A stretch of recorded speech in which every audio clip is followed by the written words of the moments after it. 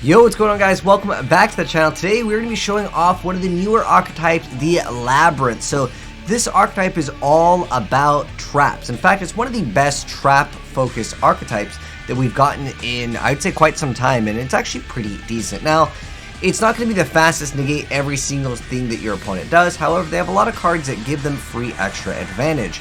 Being able to special summon a Labrynth monster instantly from the deck with basically very little restrictions other than you can't special summon monsters from the extra deck until the end of the next turn after this card resolves, except for Fiend monsters, which the archetype basically focuses in on.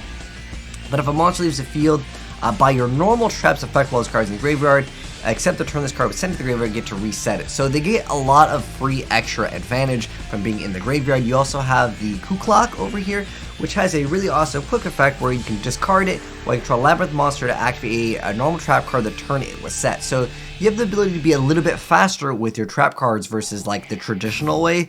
There's also cards like Trap Trick, which lets you instantly get exactly what you need for whatever situation that you need. And then on top of that, if you send a card from your hand to the graveyard to activate a Labrynth's card effect, except for itself, or a normal trap card while this card's in the graveyard, you get to either add it to your hand or special summon it. So again, you have a lot of free advantage. The deck isn't focused in on negating every single play that your opponent does. Therefore, I understand for some people's playstyle or opinion on the deck, that can definitely mean not meta, not good. I totally get it, because I always check you guys' comments. And a lot of people want to know, is this a deck that can like go wombo combo turn one? Well, you can get some advantage. Obviously, Trap Trick works quite well in the deck, as the deck definitely supports non-trap cards, as in it's not like you only can work with Labrynth cards. It lets you use basically normal trap cards, and their field spell is actually pretty decent as well. If you activate a non-Labrynth normal trap card, you can special summon a Fiend monster from your hand or graveyard, which is a pretty good effect. I mean, it's a free, like, almost like a Call of the Haunted, if you will, because you're activating a trap card. And then on top of that, if you activate a set Welcome Labrynth normal trap card, you can add this additional effect, and you can pop another card. So, again, it has some small disruptions, but it's not like negate and destroy, which, again, that's kind of like the important part. I'll show you guys a few different showcases of duels.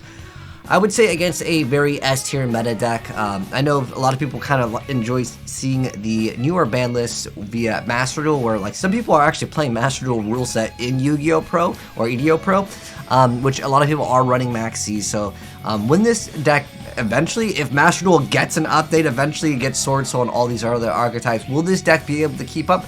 I think it has a chance. It's not going to be like one of the S-tier, I would say, best decks, because in a best of one scenario, you definitely got to go first. And even though you can activate your trap cards the same turn they're set, it's a slower pace deck. Now, you can OTK with the deck. You have a few options. You have the Arching, which can actually gain a lot of attack. It gains a 400 boost for each normal trap card with a different name in your graveyard. And then monsters your opponent controls cannot target Fiend monsters for attacks except for this card, so they have to attack this card.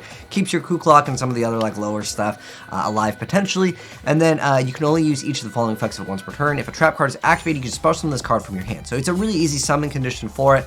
And then if this card is special summoned, you get to set a normal trap card that activates only when an attack is declared. You actually have one that can actually stop an attack, which is the Fair Welcome Labrynth, which when a monster declares an attack, you can target a card in the field, negate that attack, and then destroy the target. Then you can just set a normal non-Labrynth trap directly from your hand or deck. Being able to set any trap sounds insane. Maybe years ago when, like, you know, maybe when we were back in the day playing like Bottomless, Torrentials. Like, Torrential's still a pretty decent card. But there are some conditional cards where it's like only when they attack while you control a Fiend monster. I mean, we're getting pretty conditional where it's like at that point you could just run Mirror Force and pop all of their cards, right? Because even though this card is a pretty decent effect because you're able to recycle it. I mean, look at how many free cards we're getting. Lost Wind is an excellent card that you can recycle, and also Titan Osider. This card actually did see some play in the higher levels of the OCG. But it lets you target a face-up monster opponent controls that was special from the extra deck. You change the attack to 0 and then negate its effects also. Pretty decent card. This is not specific to this archetype, but remember, you're going to want to play normal, non-Labrynth cards. And there's also the Labyrinth of Silver Castle over here, which is a pretty decent effect. Your opponent can't activate monster effects in response to the activation of your normal trap card. So that means if you're trying to stop them, you could kind of negate in a sense with that. But you can only use the following effects of it once per turn. You can target a normal trap card in your graveyard and you get to set it to your field, but it cannot be activated unless you control a fiend monster. So your monsters have to be fiends. So if your opponent actually converts your stuff, you can actually lose out on a few different plays, because a lot of these cards do require, if you control a fiend monster. So that could be like one counter to this deck. Again, I would consider it a little bit mediocre in terms of on the highest scale of Yu-Gi-Oh! For competitive. It's actually a pretty decent little gameplay over here. I haven't seen anyone play machines in a while, so it's good to see kind of a variety. I try to give you guys a variety of plays over here versus what I would consider like a decent matchup. Like, you know, machines, I mean, some of the Machina cards are pretty dang good, but we have Goliath coming out over here. I mean, still the Infinitrack Link monster. He's got the Ancient Gear Ballista. Ancient Gears is actually pretty decent too. I think that some people underestimate like Ancient Gears, but they're actually pretty dang good. I mean, I wouldn't say like S tier best deck, but they have some potential. He's activating the heavy forward over there. He's got Machina Fortress, which makes it like if they target something before resolving that, you get to check out a card in your opponent's hand.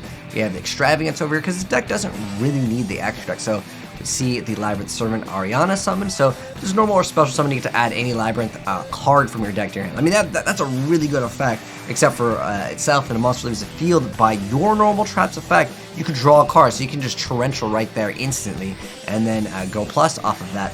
And then you can also special summon another fiend monster or set a spell / trap from your hand, so you can set up almost like back in the day when you would use Dust Tornado. But again, like I mentioned already, it's a little bit slower still, even though you can activate trap cards the same turn they're set with some of the support. There's also Ice Dragon's Prison. This card's already been seeing lots of play, but it's just other things that may see some potential over here. Vivid Tail lets you target a card you control and you get to bounce it back to your hand. If this card is in your graveyard, you target a face-up card you control, set this card but banish it when it leaves the field, bounce that card back to the hand. For the rest of the turn, you can't activate cards or effects with that card's name. But there's a lot of cards, again, with the Ku Klux that you get for free anyways. It doesn't really matter. There's the Ku Klux over here. So, gosh, sometimes the effects are too fast. But look at all these chains over here. This free advantage over here, again, you're recycling a lot of the things. So it's a kind of a slower paced deck. So if you like a grind game deck, this could be definitely something for you. If maybe you're kind of a fan of like kind of the Sky Striker archetype, where again you're getting a lot of free advantage and you're going to out resource. But look at how many cards we have up on the board. We have the Labyrinth Archetype, again getting massive extra attack for all of the variety of traps. Now that you guys have seen the gameplay, I want to give you guys the deck profile for this build. Now this build was sent to me by Subas, so big shout out and thanks to him. And I'll link them down below as well if you guys want to check them out. But King of Sky Prison, I didn't get to talk about this card, but it does work quite well. I mean, you can run this in a lot of different decks, to be honest. But pretty much everything that says OCG is part of the newer cards. I'm just going to mouse over the cards relatively quick, but I will also include a one-click download in case any of you guys just want to go ahead and download it. It'll be in the Discord, so you guys can download it. Like I said, I think the deck definitely would need to be a little bit faster, and I know you can activate traps at the same turn they're set, but again, when you're dealing with certain archetypes that can just stop every single play that you do, it can be a little bit rough for any archetype to really deal with it. And I think that would be the only real thing that to maybe get some support for in the future. But the archetype, it's okay. I mean, you have like a big monster for attacking. You already have the Searcher. The archetype is looking to become much better. Obviously, we're going to get more support later down the line, and hopefully that will be really good. There's also this card. I like this card as well. You can target double of your Labyrinth spells and traps that are banished or in your graveyard. You can shuffle them in the deck, and if you control a fiend monster, you can set Labyrinth normal traps with different names directly from your deck equal to the number of cards shuffled. So if you cycle 2 of them, even though a lot of times you can like reset the cards, you're able to go for two traps. Like it just seems like this deck just came out a little bit too late. Like this whole archetype came out years ago. I think people would be really excited about this, maybe during like the Wind Up, Rabbit, and Zector format. But anyways, thanks for tuning, guys. If you enjoyed the video, drop a like on it. If you're new here and do want to see more new Yu-Gi-Oh decks in the future, we have so many new deck gameplays, and I've got it all ready for you guys. I just gotta get around to recording. But take care. I'll catch you guys in the next video. But subscribe if you want to see those new gameplays. I got the Amazon gameplay. I got lots of decks. Anyways, I'll catch you guys next video. I'm out. Peace.